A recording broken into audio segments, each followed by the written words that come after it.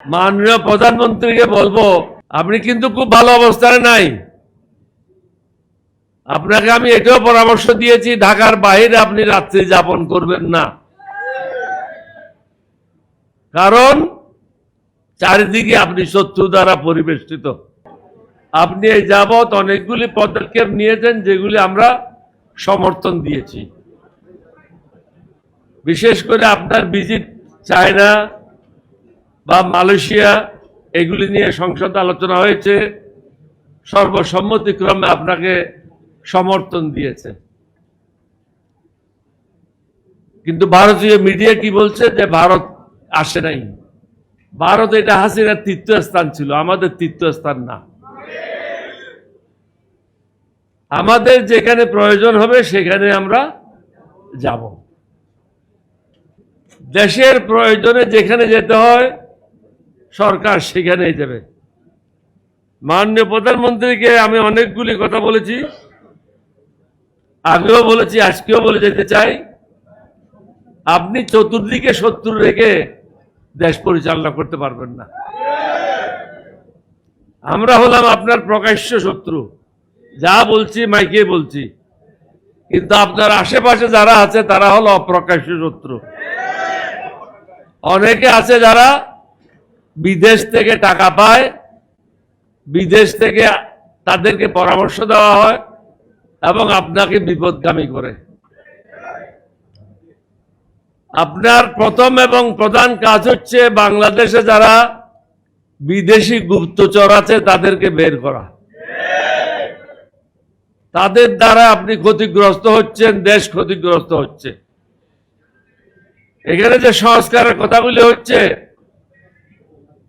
আমার মনে হয় বেগম জিয়ার ছেলে হিসাবে, শহীদ রাষ্ট্রপতি জিয়ার ছেলে হিসাবে এটা উদ্যোগ নিয়ে আপনার করা উচিত। আপনি ইতিহাসের একজন নেতা হয়ে থাকেন, এটার আপনার ক্ষতি হওয়ার কিছু নাই। শুধু একটা জায়গায় আপনার অসুবিধা হতে পারে যে আপনি প্রধানমন্ত্রী থাকলে দলের প্রধান থাকতে পারবেন না। এটা ছাড়া আমি কোনো জায়গায় আর কোনো সমস্যা দেখি না। ওটা নিয়ে আপনি আলোচনা করেন 11 দলীয় কোচের সাথে। বাকিগুলি যত তাড়াতাড়ি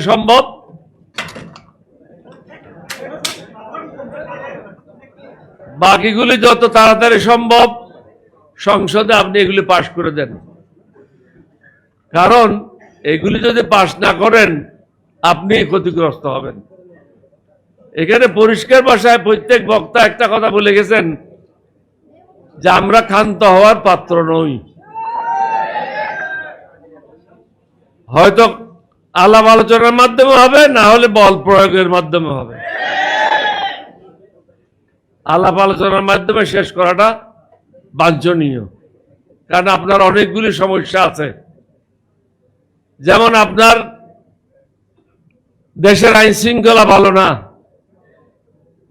কতগুলি ছিনতাই হয়েছে, কতগুলি মানুষ মারা গেছে, কতগুলি অবৈধ দখলদারি, কত জায়গায় চাঁদাবাজি হচ্ছে, এইগুলি নিয়ে আপনি ব্যস্ত আছেন। মাদকের ব্যাপক বিস্তার লাভ করছে বাংলাদেশে, এটা সবাই আলোচনা করতেছে, এবং অর্থনৈতিক অবস্থা ভালো না, নতুন বিনিয়োগ আপনি পাচ্ছেন না। এতগুলি জিনিস একসাথে আপনি আপনার এই কাঁচা প্লেয়ারকে দিয়ে খেলতে পারবেন না। যারা আপনার সাথে আছে তারা হলো ওই যে, আপনি যদি স্কুলের সাথে তুলনা করি, হেড ক্লার্ক হয়ে গেছে হেডমাস্টার, ডেপুটি সেক্রেটারি হয়ে গেছে মন্ত্রী। এখন যদি ডেপুটি সেক্রেটারি মন্ত্রী হয় তাহলে দেশের কি অবস্থা হবে বলেন? আপনি কিন্তু খুব ভালো অবস্থায় নাই। আপনাকে আমি এটাও পরামর্শ দিয়েছি, ঢাকার বাইরে আপনি রাত্রি যাপন করবেন না, কারণ চারিদিকে আপনি শত্রু দ্বারা পরিবেষ্টিত।